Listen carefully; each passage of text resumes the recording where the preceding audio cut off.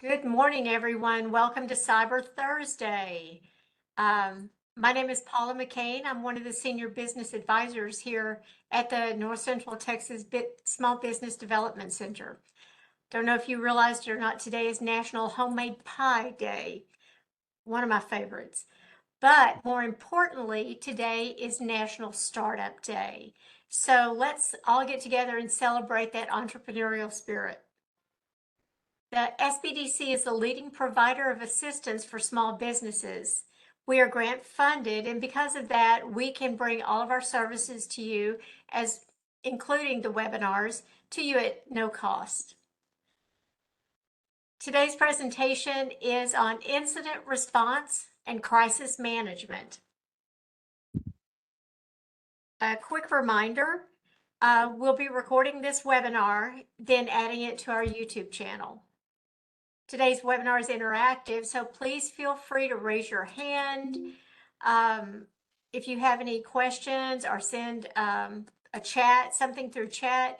We'll be watching that through the whole presentation. Today, Andy Singleton is bringing our presentation. He is a co-owner and principal consultant with CyberTend.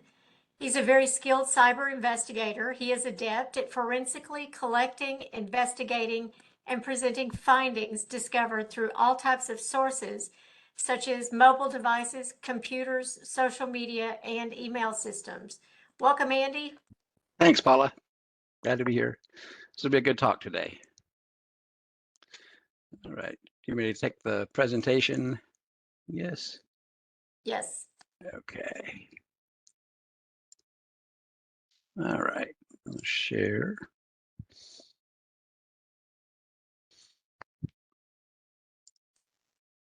There we go. So everybody should see that screen, hopefully. And Got it. out of the way a little bit. I'm going to move this over out of the way a little bit. Okay. All right, like Paula says, sponsored by the SBDC, much appreciated. There's a lot of things that they can do for your small business that you should look into. Lots of videos on the YouTube. I checked out your YouTube. One of the things that I'm going to refer back to today is my first talk on basically cybersecurity for small businesses and how to kind of help protect your business. That goes along with what we're talking about today. That's kind of before the fact as well, to kind of help protect the small business. That's out there on the YouTube channel, and I've got a link to that, in this presentation, but much appreciated. I don't have a lot of YouTube content. I've got a YouTube channel, but it takes a lot of work to put these things together, and I spend most of my time investigating. So much appreciated to you guys at the SBDC, because I'm going to refer my clients out there to the YouTube as well to go take a look at some things. Like Paula says, I've been around in the business for quite a number of years. Of course, focus. I got a daughter who's actually going to start in the business with me, and we were talking about that before the call. We're going to, we've already started her training, and she's going to make a trip out to a DEF CON trade show with us in Vegas. If you've never looked up that show, that's next week. I haven't been since 2016. It's always a very interesting show. And my son Philip, who is a burn unit nurse. But I've been in various aspects of IT, communications, cybersecurity, InfoSec for quite a number of years now. And of course, my wife with me, being like to mention my wife right in the middle. She takes care of everything around the place here and takes care of me, keeps me in line. So what our services are, so we're, like Paula says, we're focused on digital forensics investigations and incident response, primarily focused on intellectual property theft. We work with a number of companies. Pharmaceuticals is a big one, manufacturing, different financial institutions and those sort of things to understand if there's insider threats, which we definitely talk about that today. Business email compromise, ransomware. I've worked, several ransomware events. And I'll say this a couple of times, I think, in this presentation, something to understand about ransomware and encryption. And I think everybody's heard about that, where the criminals come in and they encrypt all your files and leave and hold you for ransom to get the keys, to unlock your files. That's usually, a friend referred to that as a criminal mic drop type thing, and meaning that they've already been in a while, they've already looted around, they've already got everything they wanted, and on their way out the door, they go ahead and encrypt everything for a bonus to ask for more money. So kind of a mic drop type move. So when you have your systems encrypted and you have files already encrypted, know that criminals have already been in there for a while and have already probably taken everything they wanted and are just going out the door and leaving things encrypted. We put together information security program models, which are pretty big. So to understand, kind of where you are top to bottom business-wise and how to adjust. Any number of systems we investigate, from everything from Windows, Mac, Linux, web servers, cloud communications, mobile devices, those sort of things, and a number of tools, commercial and open source. That's the thing about forensics, digital forensics. There is no tool, no single tool is a magic wand. We use a bunch of different platforms, a bunch of different very expensive software to free software out there to do our work, and it all has to come together. So today, like all the previous discussions, our aim is for you to walk away with something that you can apply to your business immediately, right? It's not to provide some abstract, non-actionable type ideas or pontificate. It's really to specifically provide information that you can go apply to your business now. And that's always my aim, and that's always our aim when we do these things. So the first thing I want to talk about is an IRP, incident response plan, versus a business continuity plan versus a disaster recovery plan, what those mean and where those fit.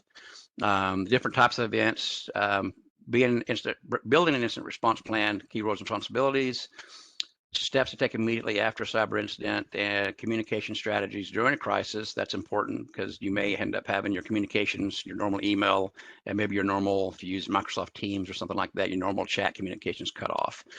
And learning from incidents is a big deal, kind of learning from, where our weaknesses were, and building on those is a big part of the whole process, okay? So different plans. So something to understand is IRP, or incident response plan, is specifically for cyber incidents, right? That's when we talk about an incident response plan, IRP specifically, it is for any kind of security related IT event. Okay, it doesn't include things like necessarily disaster, floods or hurricanes or tornadoes. That's part of what's called a business continuity plan. And the difference is the owners of the incident response plan are typically the IT team or the cybersecurity team, or with the business. And those are the folks that, you can think of it as triage. Something's happened and we're going to respond to this incident now, and we're going to jump into action. Where a business continuity plan is owned by the business itself, and it plans for things like floods, hurricanes, strikes, supply chain interruption for whatever reason, those kind of things. It's more of an overarching business continuity, continuing business, right? It is more, business focused. Now, components of that obviously will be part of a maybe a disaster recovery plan, which is a subcomponent of a business continuity plan. But disaster recovery plan is focused on, as a subcomponent of business continuity plan, but focused on IT systems and data recovery. So how do we recover if our data center is flooded, right? Or how do we recover if a hard drive crashes and we need to actually restore? So those are the differences. IRP specifically deals with cybersecurity events like ransomware, malware, those kind of things. BCP focuses on the overarching of the whole business, of things you need to do for a business to continue in operations after some kind of an event, be it cyber event, some kind of data loss, or just a flood or a hurricane or fire.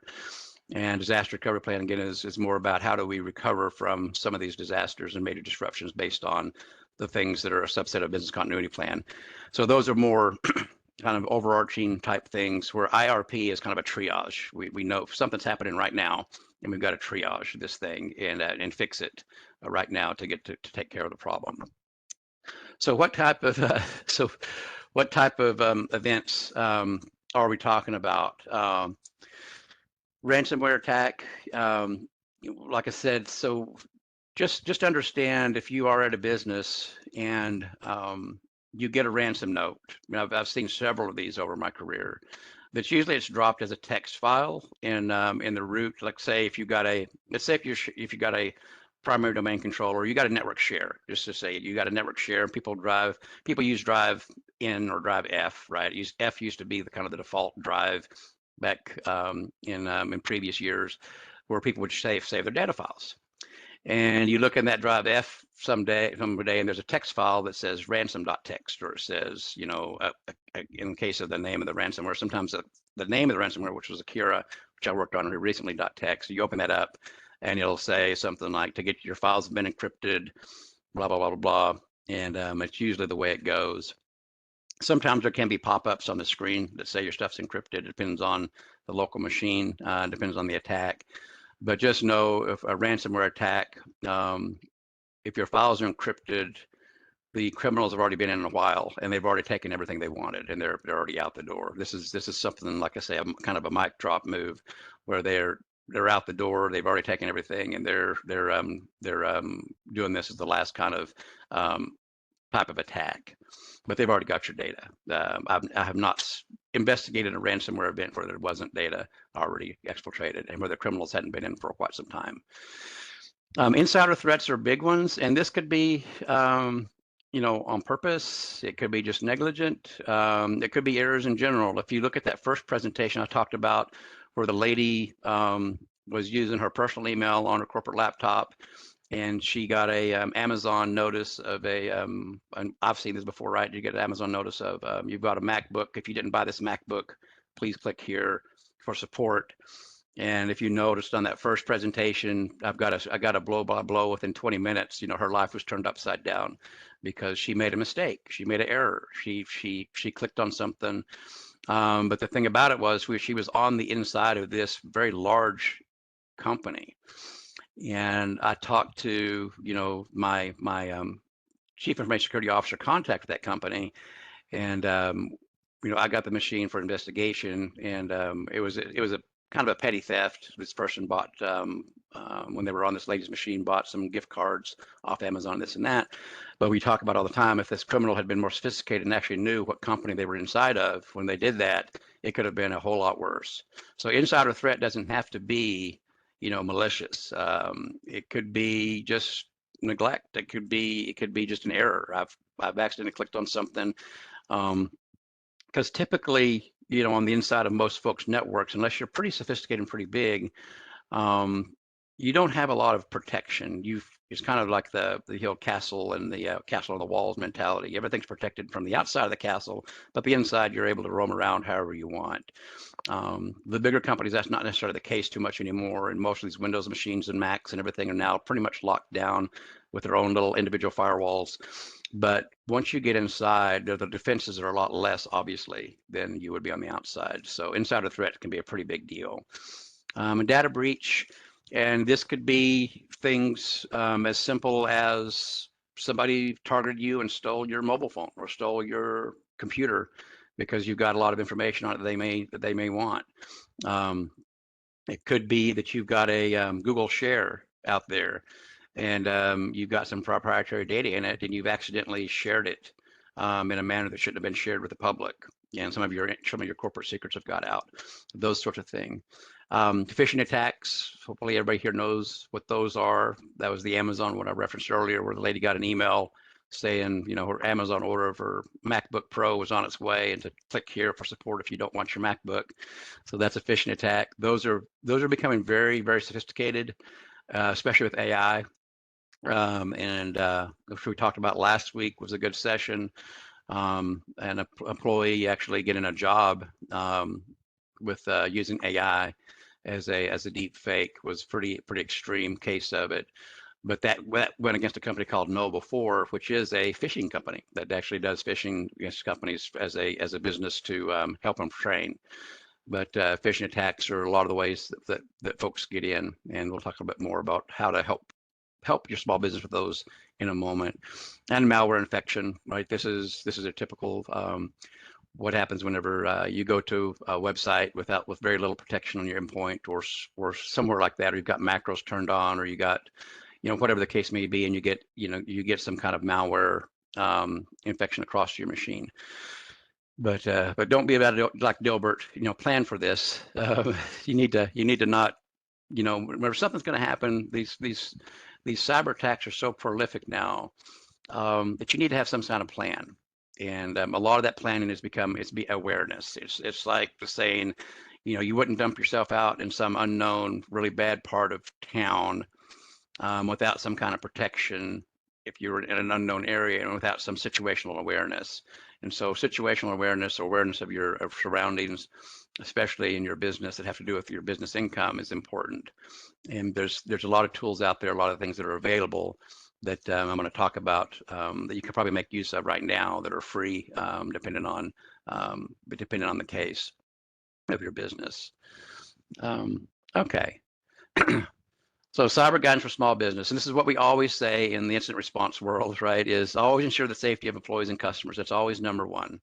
No matter if we're talking about business continuity plans that have to deal with floods and fires and gas leaks and those sort of things, to something like this, where IRP is not so much necessarily about safety of employees and customers, but that is always priority number one. If there is something that puts somebody in danger or puts somebody in risk of being injured, those are always the priorities, is the safety of employees and customers.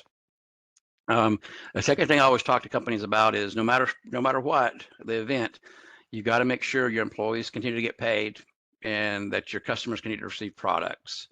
So if that goes back to paper time cards, right? If that goes back to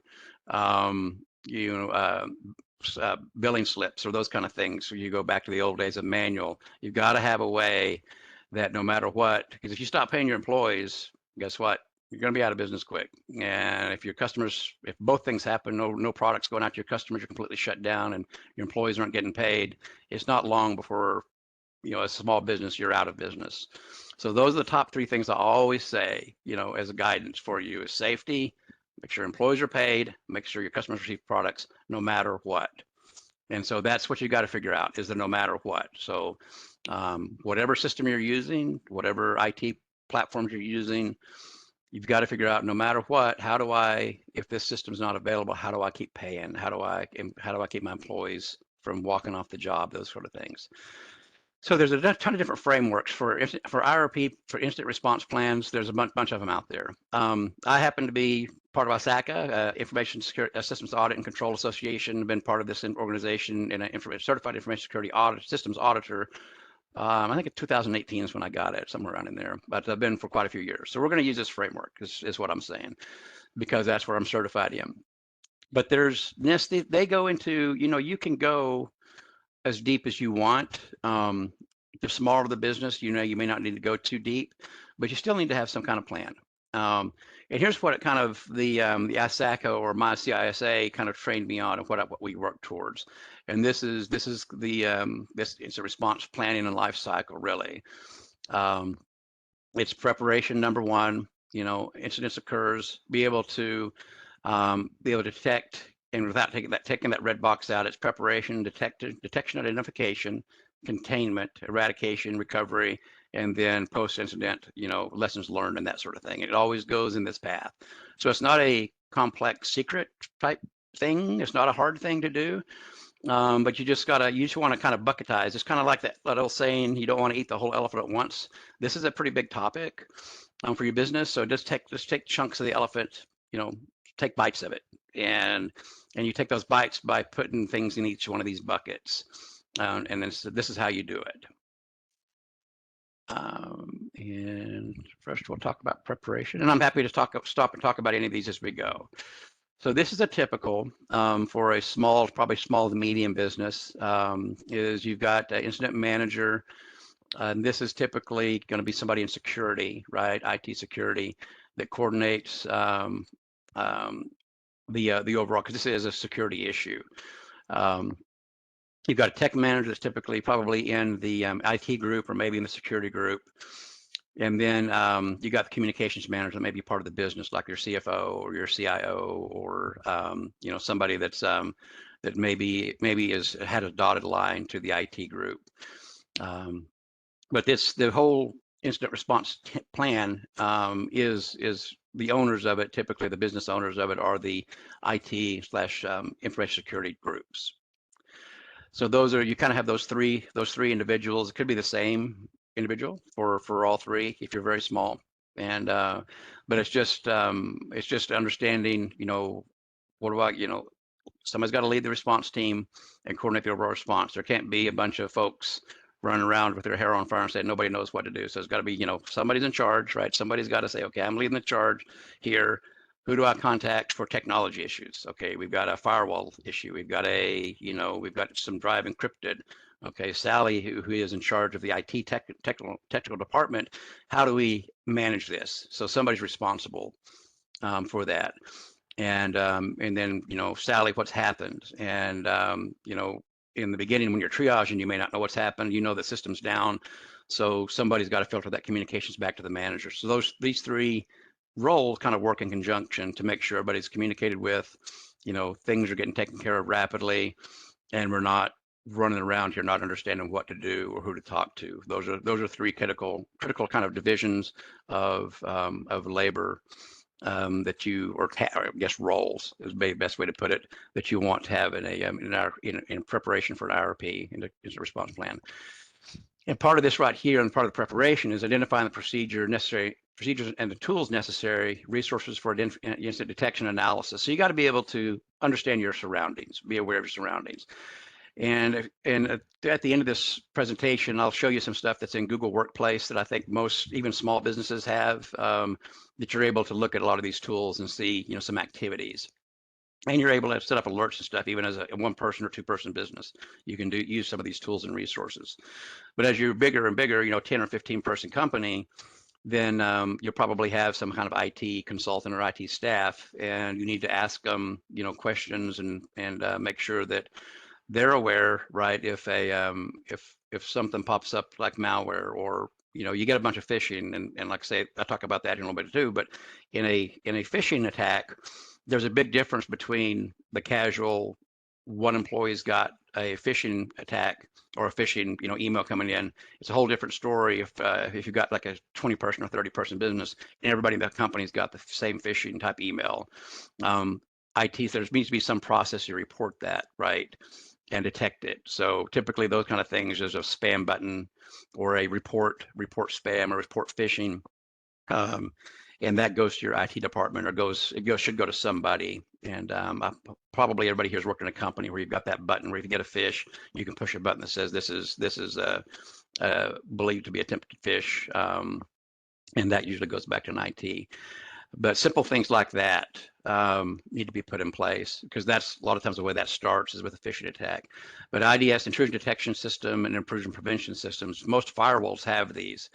Now the problem is, if you sit there and let them run, is anybody actually looking whenever events start popping up and happening on those things? Is anybody actually aware, situational awareness, or that events are coming up that indicate somebody's actively trying to breach your network? Those sorts of things are very, very important in your preparation. And like I say, this could be a single person or a couple of people. And there's tools for the single person shop. And single person shops up to 5 or 6 or 7 people, a lot of times have Google, right? Because it's inexpensive. When you get bigger, people move to Office 365, and Microsoft offers a bunch of different new tools, a bunch of more advanced tools. But Google does have some things that you can use that are out there, and I'm going to show you those in a minute. But it's just like everything else. You got to prepare. You got to understand, and at least have some sort of plan, preferably written down and documented, and then situational awareness. And that's and if you don't have anybody or any IT folks, you need to reach out to some organization like myself, or like Cyber10, to help understand what can be done for situational awareness or protections. And if something does happen, have something lined up where you can call somebody. So it's just like, think of it as a triage of a doctor. Everybody knows to call 911 if there is an emergency. This is kind of the same thing. Well, who do you call whenever you got a ransom note, right? You don't want to be sitting there, I have no idea who to call. I don't know what to do.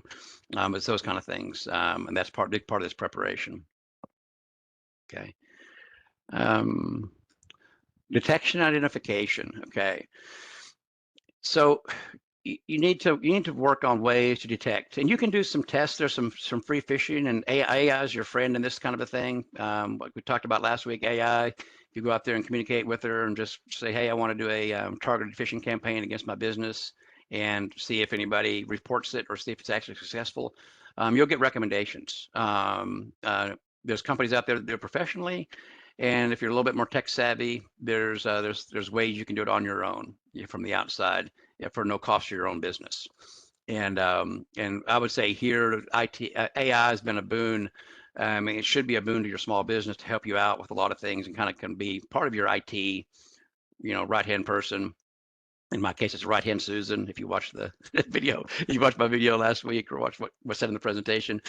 But you can, phishing is a lot of ways these things start to happen. And that's how what event starts these things.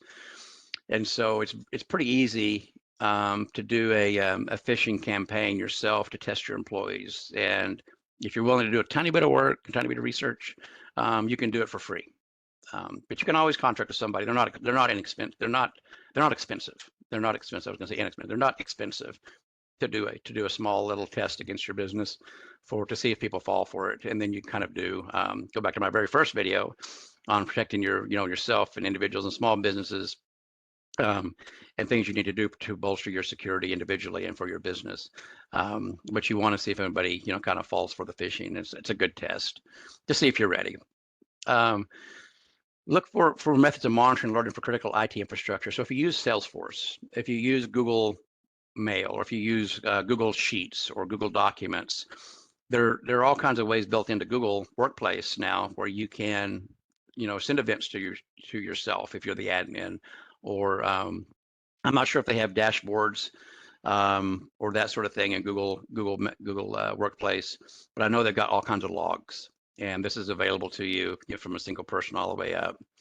And Microsoft Defender that's built into all these Windows machines is a very good tool. If you use Office 365 and you're more sophisticated, you get into things like Intune and Purview and all these other advanced tools where you get nice dashboards and you get nice event logs. But that usually means you're a 25 person or up company, and you've got the money to spend on the licensing with Microsoft, and you've probably got an IT staff. But detection, it's just like I said, it's think of your business. If you're walking out in a bad part of the neighborhood as an individual, if you've never been to this neighborhood, you don't know anybody, and it's at night, and you don't know if it's safe or not safe. You need to be able to have detection methods to have situational awareness. You need to understand, if you're being attacked, and be able to look all around you. And this always has to do with your what types of tools your businesses are using. If it's primary email, well, primarily you do business over email, that's fine. That's phishing, and understanding if you're getting a lot of phishing attacks. If you're primary, Google Sheets or document share, there's its own tools. If you're primarily Salesforce.com or those types of cloud solutions, they've got their own tools. So every application that's out there, I promise you, has some situational awareness tools to help you understand if there's something happening, and for you to detect it.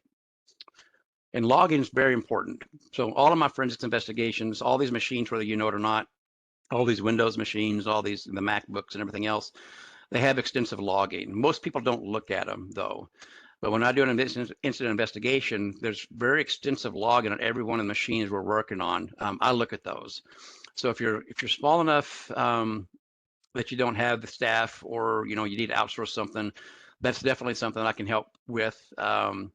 But just know that logging events are very, very important to kind of understand. Well, somebody's logged in a remote desktop to Sally's computer, or there's this new service or application that's been installed that's Sally didn't install it. It just came up, and those things are all logged on those local machines.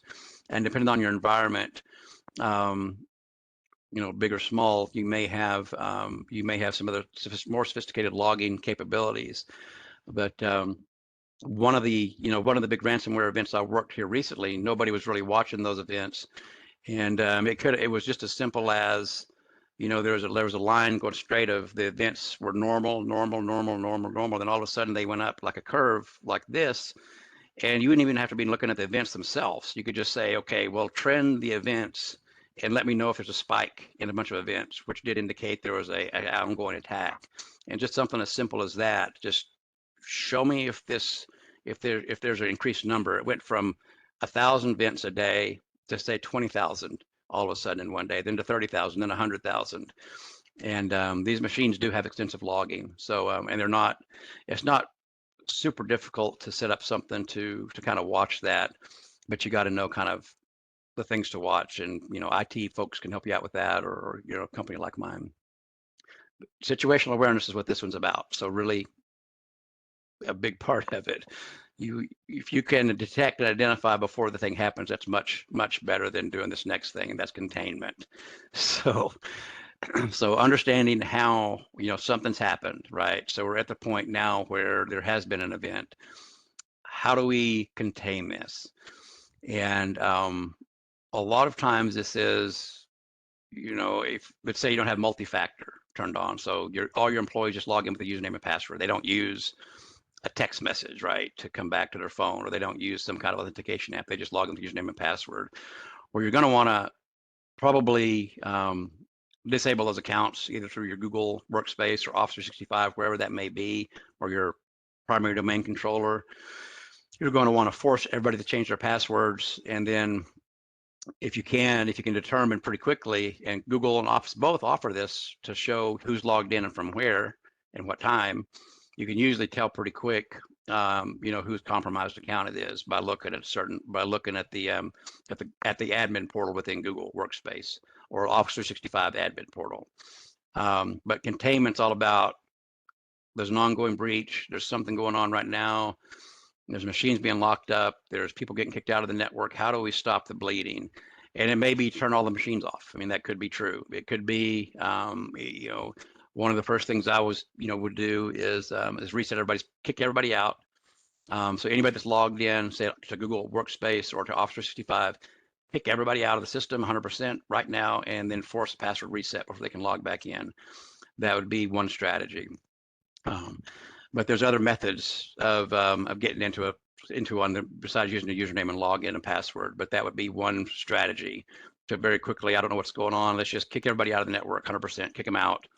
And obviously a really easy way as well is to disconnect your internet connectivity, right? Because they're, the person that's attacking, or the individuals or groups that are attacking you, are coming in over the internet somehow, some way. So disable, internet connectivity, reset passwords, and kick everybody out of the system itself, and force that.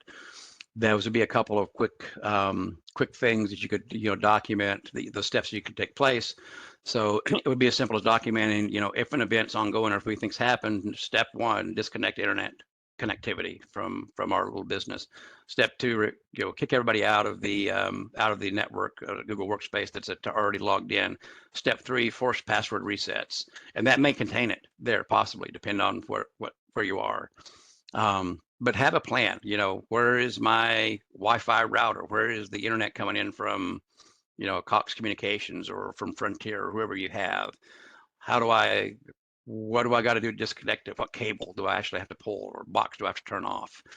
And is that isolated? Do I have employees using, what we used to call them Wi-Fi jetpacks, right? Do I have people using jetpacks, right? And sharing the internet across those devices. But understanding, how to contain it, and those are typical first three steps to containment. Is disconnect remote capabilities, so disconnect internet if you're a small business, kick everybody out that's logged in, and force password resets before they log back in. Those are some quick things to do. So depending on how deep it is, you may have to start disabling different IT systems like your SQL servers. You may want to shut down servers. In the case of ransomware, once a criminal's coming in and they've already taken the data out, they're not in actually encrypting files anymore. Those are all scripts being run across your business.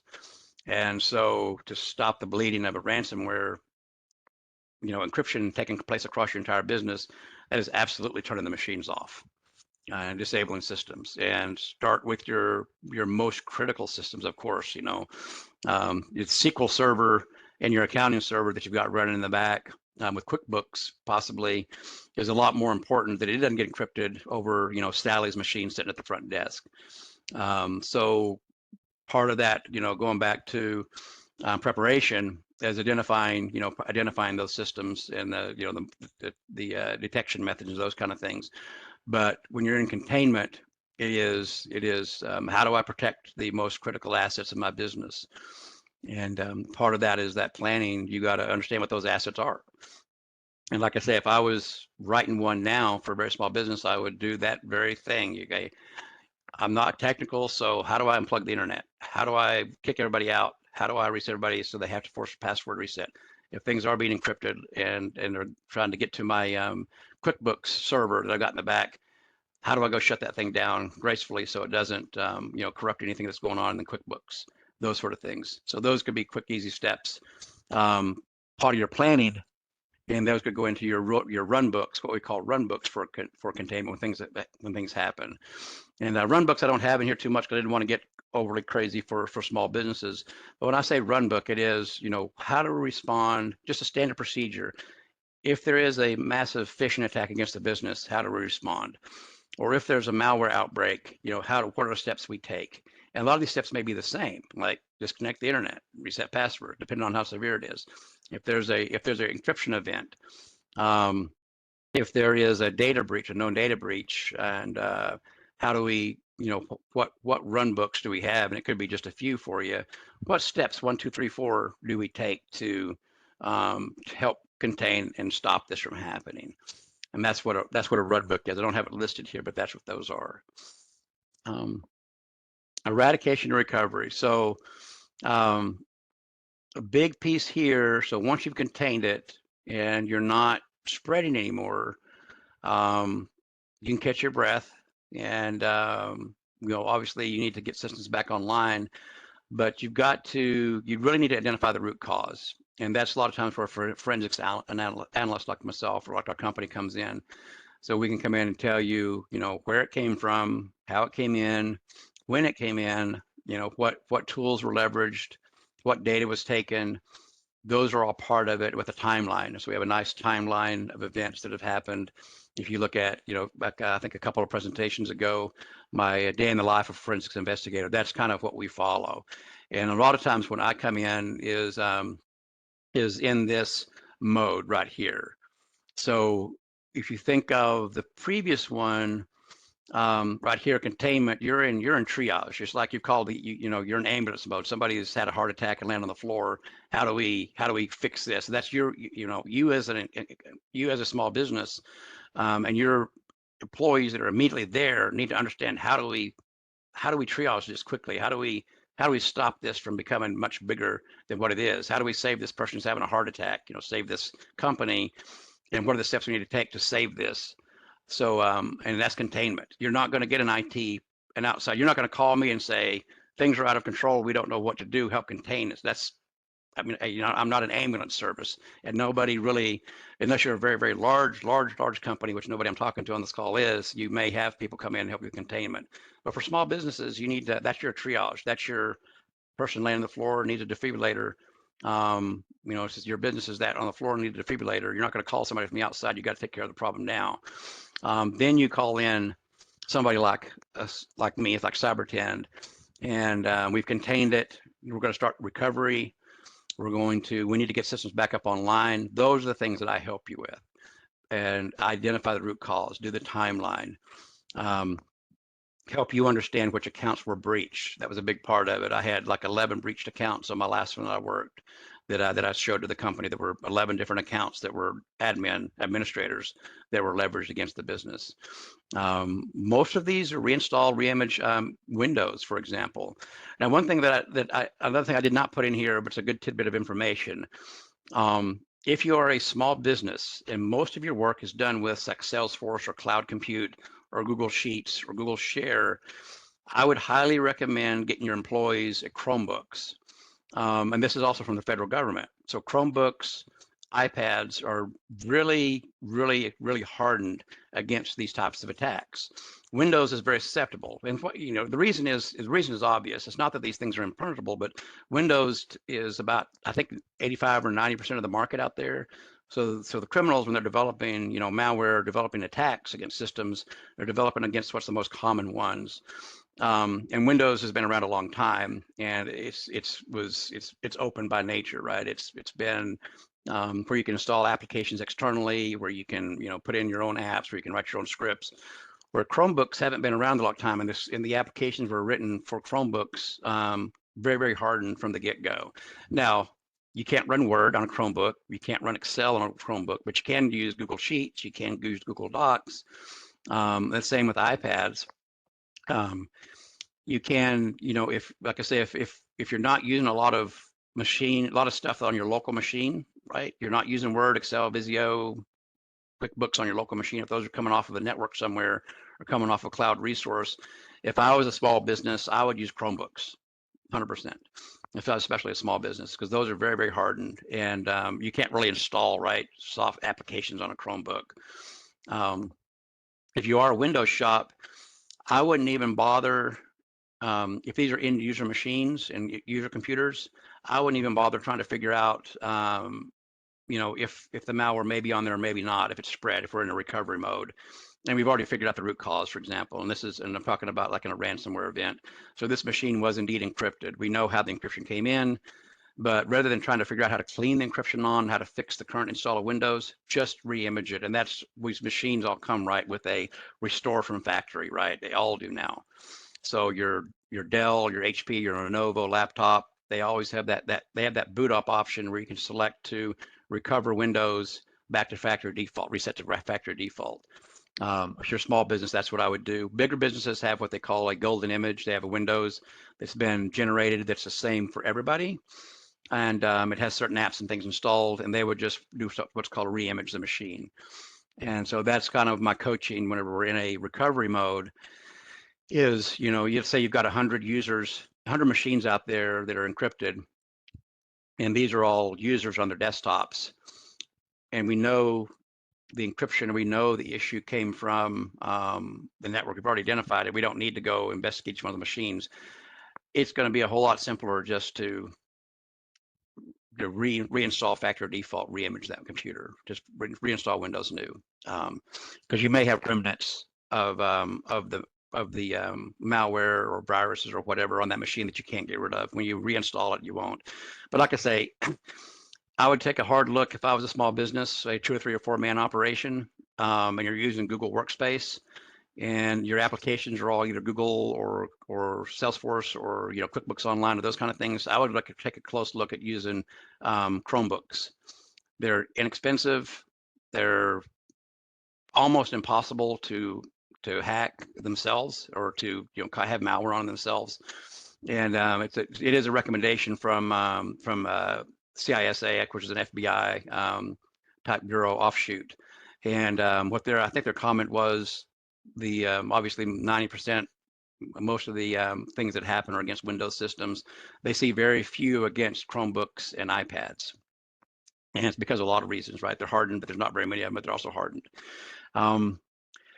Before you start bringing things back online, you need to make sure they're patched and updated. So just like Windows, right? So you reinstall Windows and you've got the factory image back on it. You want to make sure that before you put it back on your clean network, right, that you have patched it. So an example of the ransomware that went while, we had the IT staff individual run down to, they were unprepared. They didn't have an IRP plan, unfortunately. I had them run down to Best Buy, get them a Linksys firewall router that could hook back up their internet connection.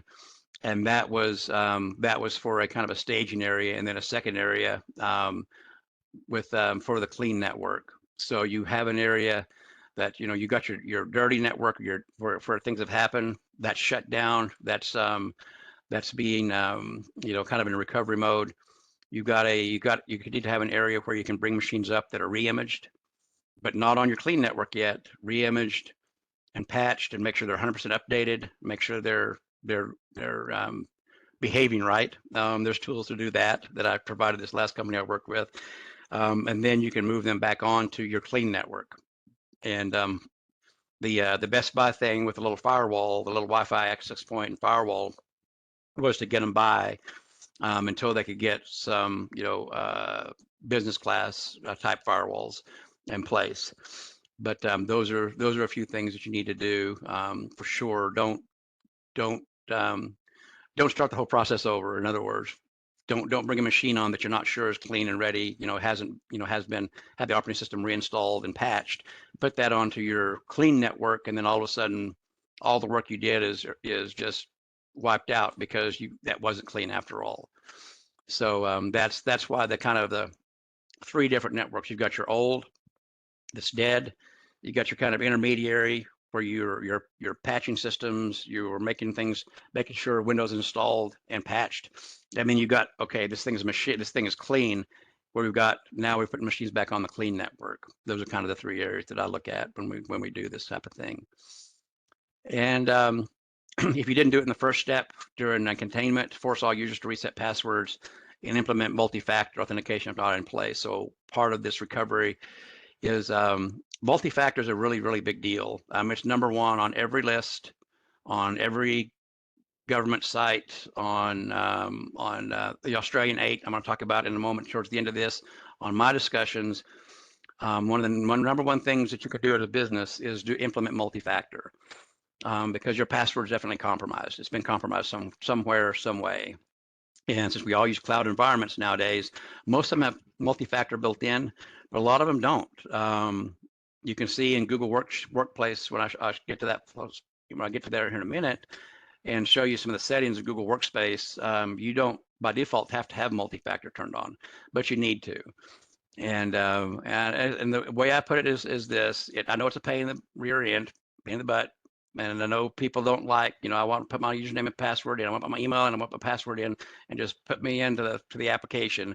Well, if you're using multi-factor and you get a text message or using an authenticator app, that's almost impossible for the criminal to there's ways for it to do it. And that was discussed in my first presentation, but there's ways, but it's 99% improbable that if you use multi-factor with a text message to your phone, that your account's going to be compromised.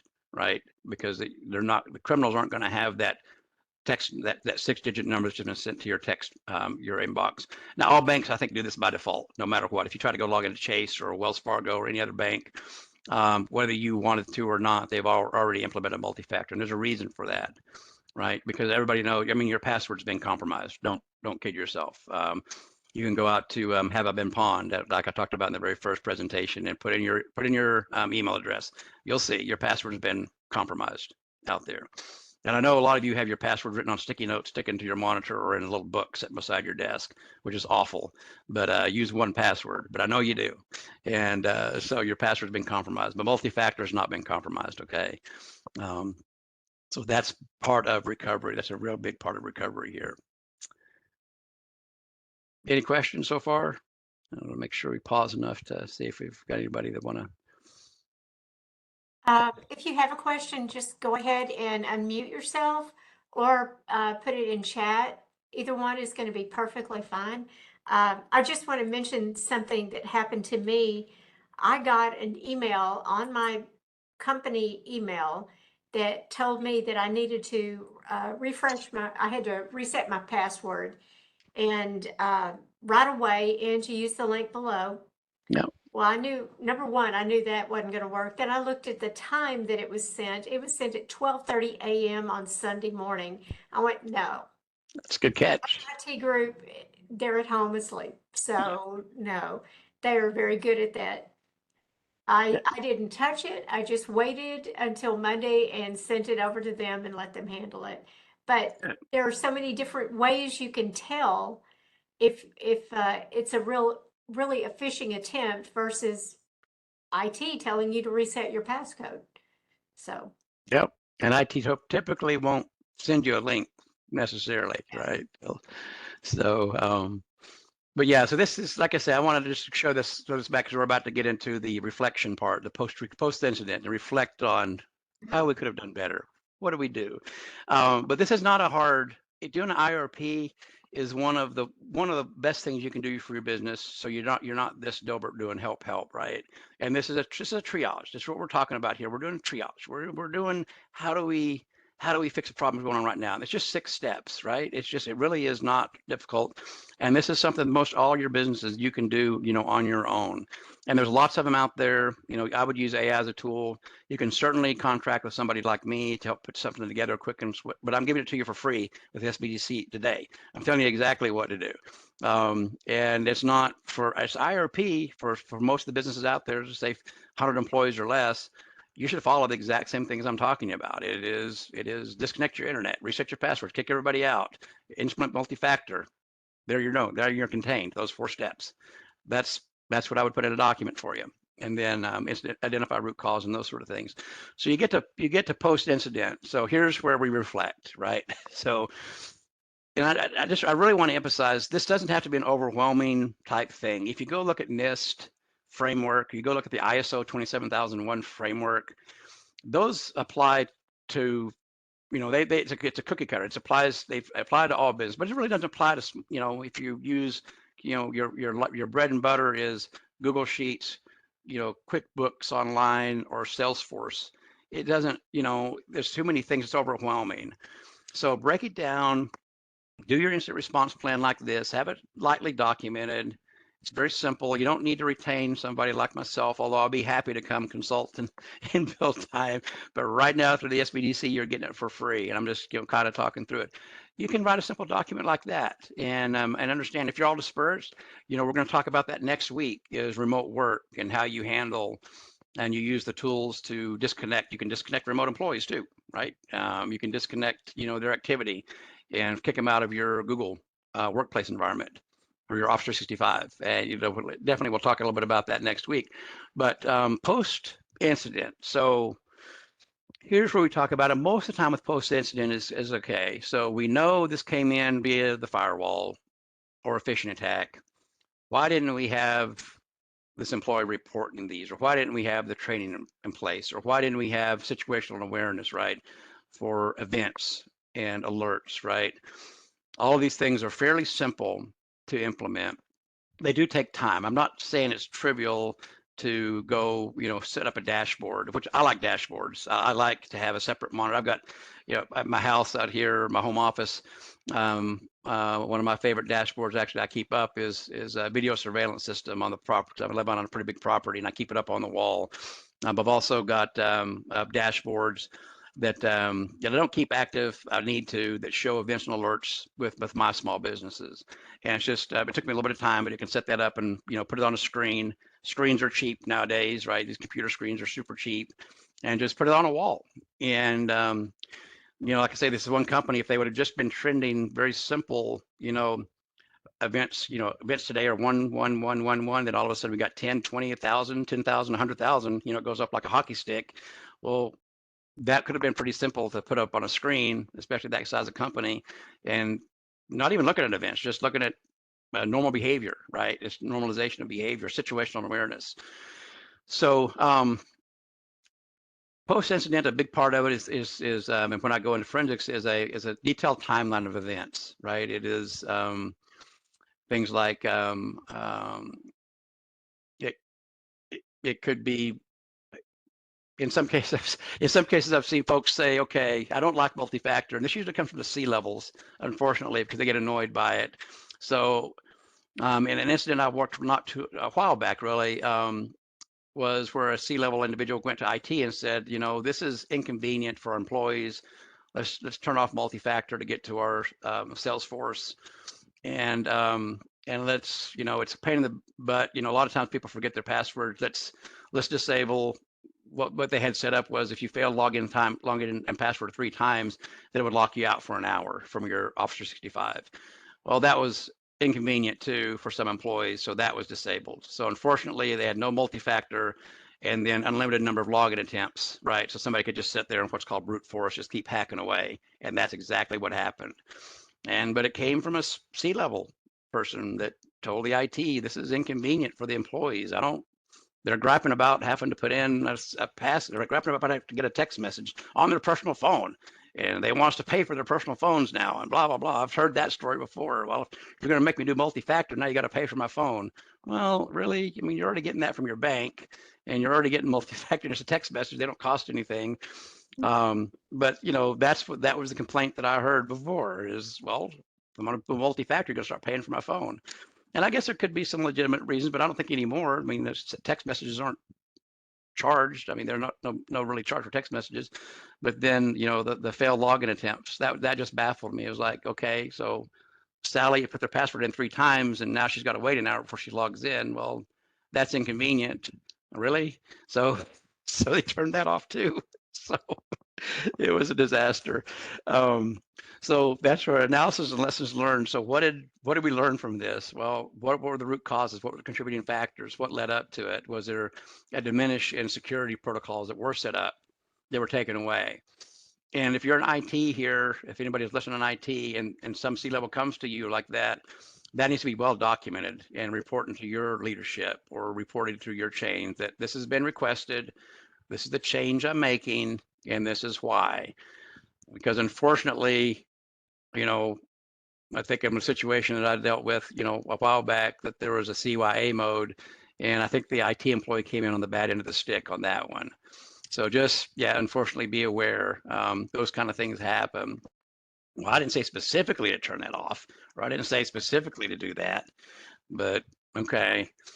But so clear lines of communication, right? Clear lines. If you're in IT, because a lot of this hinges on you. I mean, the C-level guy may not have understood the impact of, well, let's turn off multi-factor and let's turn off, and the IT guy the IT person probably didn't communicate. Well, if we do that, this is what can happen, what will likely happen. Probably just said, okay, and shrugged it off and went and did what he was told. Well, don't be that IT guy. Be a good IT person and be a good communicator. And you'll do well in IT. Don't be one that just says, well, I was told to do this and grumble, just walk off. Just because a lot of these folks, these leadership, if they're not in IT and they're not technical, they may see something as inconvenient, but saving the business from getting really hurt in this case. And you need, as an IT person, and hopefully eventually IT leadership, you need to be able to communicate that and use your words, right? Use your words. Tell them, hey, I will do this. I'm going to document it. It's going to be in an email. I'm going to get you to sign off on it. Here are the implications of this diminished policy. And everybody needs to understand before I make this change. So you need to be a leader, okay, in IT, because businesses count on what we do, all right? And businesses count on, information flow and communications for the work. And they don't want it. I mean, security is well known for the more things you implement in security, the more inconvenient it gets. So there is a line where I've done so many things to increase security. Maybe, I'm at 80% protection now. To get to 85%, now I've got to jump through 10 different hoops as a user. Maybe you don't want to go to 85%. It's a risk thing, right? But you've got to be able to, especially in cybersecurity space, to be able to communicate the risk, because the businesses are counting on you. And don't just do things because you're told by somebody that's more senior position than you. Use your words, communicate, say these are the implications if I do this, and here's the things that can happen. And and it doesn't have to be accusing anybody or saying, you need to be able to communicate in a manner that conveys the message in a very respectful way, especially when you're dealing with leaders, because they're doing a role that you don't know how to do, right? They're doing a business leadership role. They're doing things that you don't know how to do. You're doing things that they don't know how to do. That's why you both work there, right? You're a team. And so, I've seen lots of IT folks, and IT's bad about it, about making snarky remarks or saying somebody's this and this or not smart enough or this and that or whatever. And it's because they're not in the same role as what we are. I know the implications of turning off multi-factor. I know them very clearly. I know the implications of, I can see from a business perspective, I've got a bunch of new employees coming and going, and Sally came on and we force a password reset. And then the next time she comes in, we make her change her password every 30 days to uppercase, lowercase, and all of this. From their perspective, yeah, it's a pain in the butt. Sally may have forgot her password 3 times and just typoed it 3 times. So just let her keep typing it until it works, and not even thinking, well, that actually means that criminals can do the same thing. So I'm pretty positive in the case of this that the IT person just went and did these things and made grumbling remarks about the C-level guys, kind of what I gathered. And and made these changes without communicating it, documenting it, or really explaining to leadership what this implied. So, like I say, it's a very, very important, very important part of our job, right? As part of security leaders and security, as in IT security, is it is complex. But what they're doing is complex. What HR is doing is complex. What logistics does is complex. What the CIO, CEO, CTO, all their jobs are very complex. We've all got complex things. Especially in cybersecurity, you need to be leaders, and we need to be leaders, and you need to be able to explain to folks the implications of doing something versus not doing something. Then you'll become a very valuable employee with that. And not making snarky remarks is very common in this business. Not muttering, that idiot under your breath type things. No, you communicate these things in a very respectful manner, because again, you don't know what they know. They don't know what you know. Okay, it's training and awareness is a big part of this. So, as a security individual, my very first presentation, I told anybody, you guys can take it, and even if you're not too super technical security, you can take the presentation that I gave on the first one, and that does really good training and awareness to your users. It's just solid what I've been given for years and kind of talking about some of the same things, but it is providing training and awareness to your employees, your stakeholders, and your employees as to what happened, and that's part of this post-event. That's very, very important, and making sure everybody's constantly trained. So I wanted to harp on that a little bit, because it's pretty big deal to really reflect, because you don't want to keep on having the same security gaps as you did before, right? You got breached because you didn't have multi-factor. Well, we turned the system back on, and now we still don't have multi-factor. Well, we're gonna rinse and repeat again and do this whole thing over again. So you really got to post-incident. Is important component of this as the other 5 is understanding what happened and how can we get better, just like anything else. Okay. Any question on that? No questions. I do Yeah. have, as usual, I have a comment. A lot of times whenever there's a policy or procedure change, it's not something that happens just automatically. There is a reason, there's discussion, there's notification up front before it happens, before there's any action taken. So everyone should be aware of it. And if they don't like it, then they can talk to their boss, who can explain why it's being done and support the change in the policy. I look at multi-factor like maybe, I don't know, law enforcement, the military. I like having it there. I like the additional protection that I have, and my access to different systems has because of the multi-factor identification. Yep. Yeah, but like policy, these policy procedures, and if you're big enough to have an HR group, I mean, there's those security folks work a lot hand in hand with HR, because they got to really work together on employees on board and off board and those kind of things. We've talked about that in previous ones too. Yeah, you definitely don't want to. I think Paula, you said it was somebody was let go.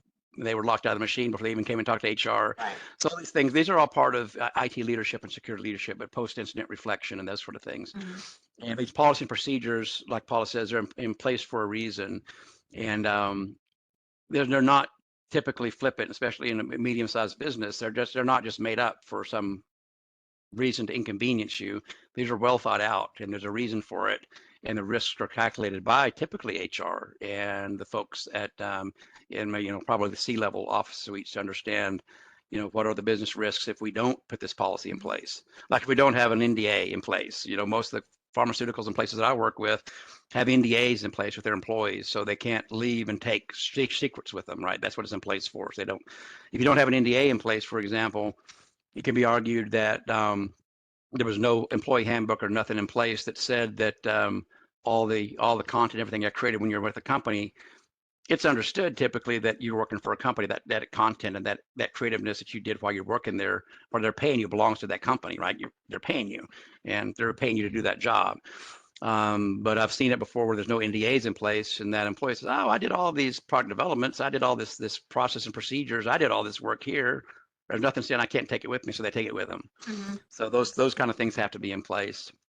Um, so I wanted to just touch back on this. I talked about it in my first presentation, the Australian 8, and this is basically the things that you need to do to harden your business. And this is kind of up front before an incident response plan. But if you look up Australian 8, this is geared very, very, very much so 100% to, small businesses. I would say less than 50 employees, less than 25 employees, less than 10 employees. To do the basic things that will keep 80% of the things at bay, that will protect your business. Australian 8, just take a look at it. We won't talk about that. So here's what you do: fast track your SMB. Here's your action plan, and here's what I wanted. Here's, like I said, I want to always go away with something that shows you exactly what you can do in your business. So if you're a small business, 1, 2 people shop, 10 people shop, week 1, implement strong password policy and set up multi-factor authentication on critical accounts. Okay, this is what you do week 1. Probably implement 1Password. 1Password, they've got 1Password for small businesses. I think it's like $50 a year, $60 a year, includes 6 employees. And that way you've got different vaults. And if you've heard me talking about 1Password before, we use it here at the family, and I've got my own personal password vault that I use for my stuff, like my information security business, like my, getting into my forensics tools and that sort of thing.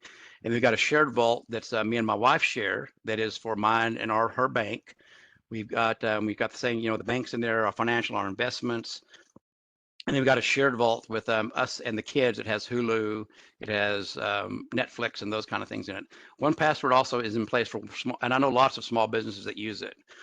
And it works hand in hand with multi-factor. So 1Password for business licensing, it's very reasonable, and it's really easy to implement. And once you start using 1Password, I promise you, you'll never go back again to those sticky notes on your monitor or your little handbook or that one document I know you've got.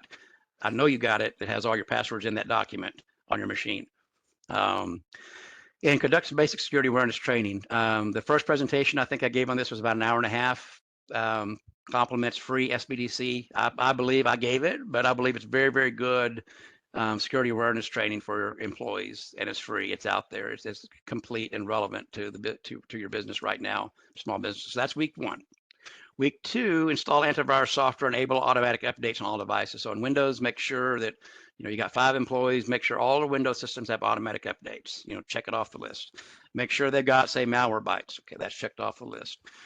And make sure that say if you got local QuickBooks on site, that or you got QuickBooks in the cloud, doesn't matter. Whatever app that runs your business, that it is backed up, and it's backed up somewhere off-site at least once a month or something. So you got your daily backups connected to maybe a USB drive that's directly connected to the machine. I don't like that, but that's the reality of small businesses because they don't have a lot of money to do a lot of big things. So you got your external hard drive from Amazon, you're making your backups on your critical machines, and then once a month or so you take that image and you move it off to somewhere that's got a different password.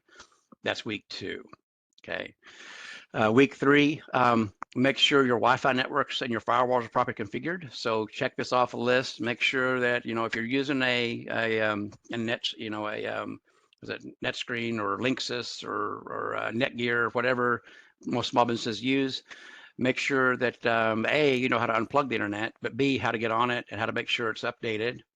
And make sure that your Wi-Fi, most people have guest Wi-Fi. So restaurants you always go into, they have Wi-Fi for the restaurant. It's going to have their cash registers on it, right? And it's going to have some other things on it.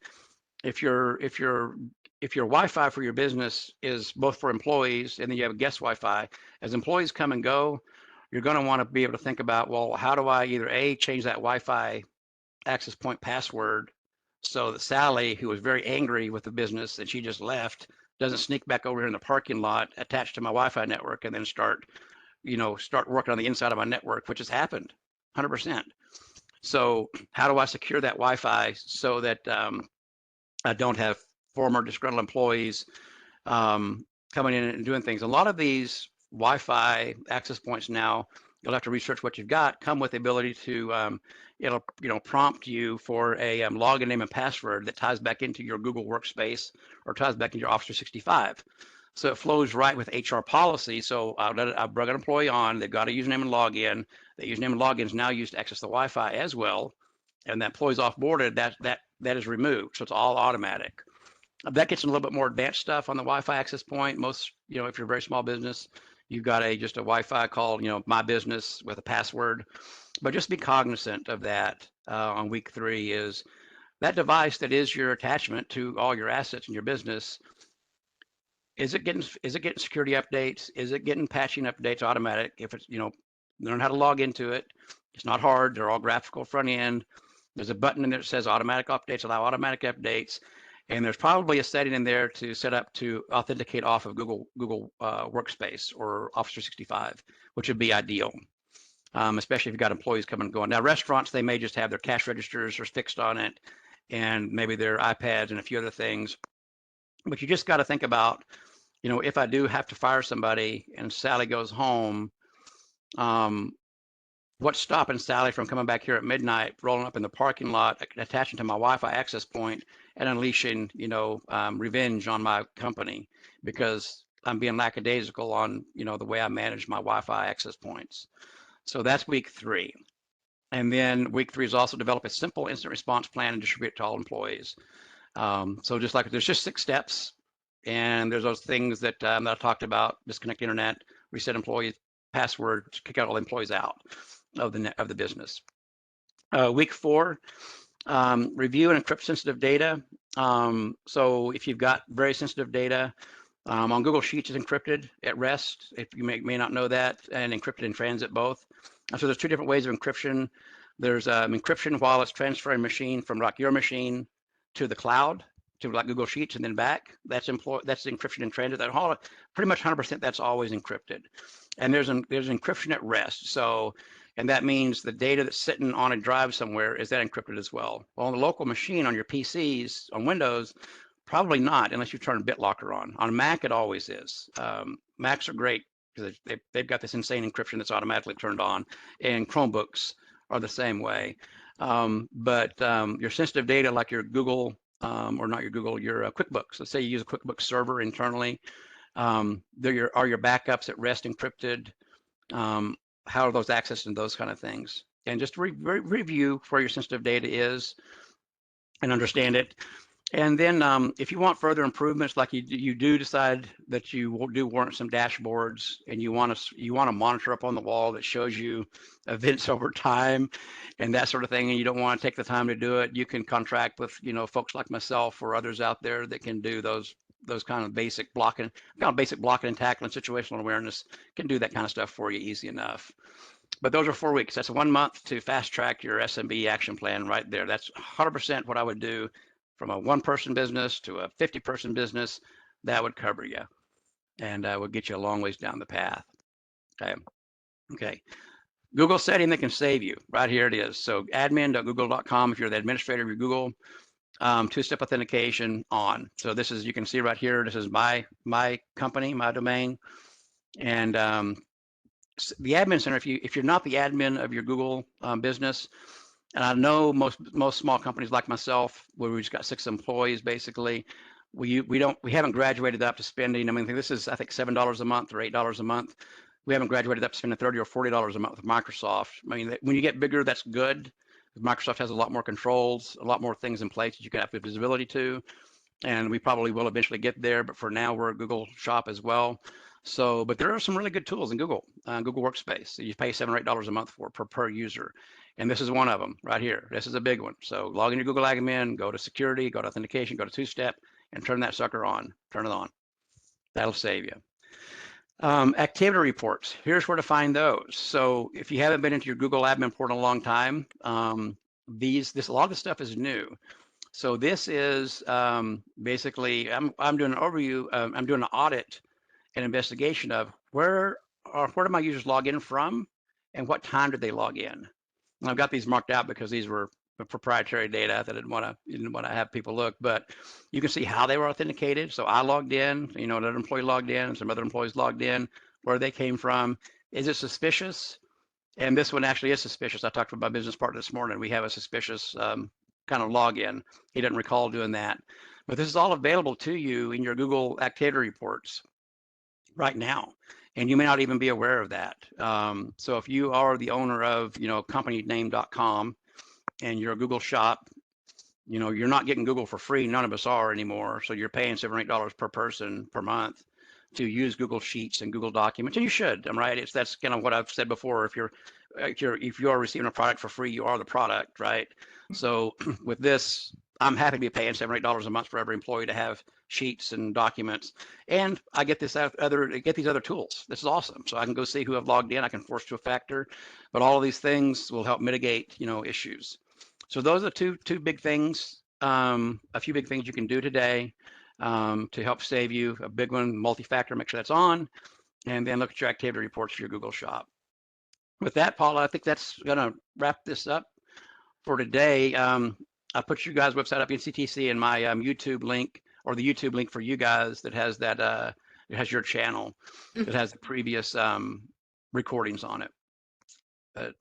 Yeah, it's as soon as we get the recording, we work to get it on the YouTube channel, so it's always current. Just one comment. If anybody has any comments or questions, please unmute yourself. Feel free to ask Andy.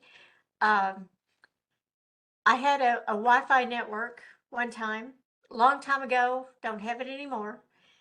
And I named it the FBI monitors this network.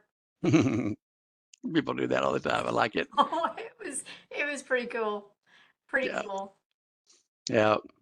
Yeah, we've seen those out there with this FBI network or malware or virus network, those kind of things. But yeah, this for folks on, that has happened.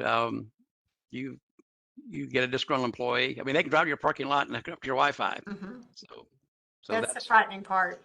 yep. So you make Sally mad, she might come back and do something, and you'd be hard pressed to figure out how that happened because they're just attached to your Wi-Fi network, right? You Well, might be really hard pressed. Yeah, they're an employee. They're there just to test the Wi-Fi. Their boss asked them to do that, I'm pretty sure. Yep.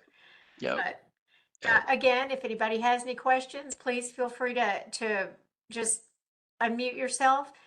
And I'm not seeing any questions right now, Andy. So Okay. let's just get into the next portion of our webinar. It's real quick. I'm going to. I'll put it back. I'll put it back to you.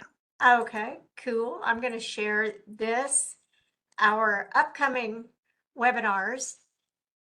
And I just really want to thank you, Andy, for all of the information you have shared over this series. Unfortunately, we only have one left in the Cyber Thursdays, and that's next week. We are starting a few more different series. We've got one on Texas Workforce Commission, looking at it from an HR perspective.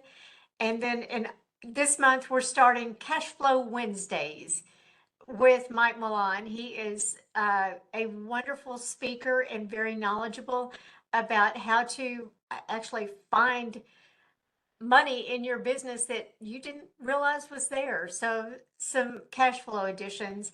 Then our QuickBooks and tax series starts on the 13th. So please go out to our Eventbrite and register for any of these webinars, any of the upcoming webinars. There are so many, there's no way I could have gotten it on this one slide. But go out there and take a look at it. You can also access our training, our upcoming training, by going to our website and using that QR code in the upper right-hand corner. You can access our website.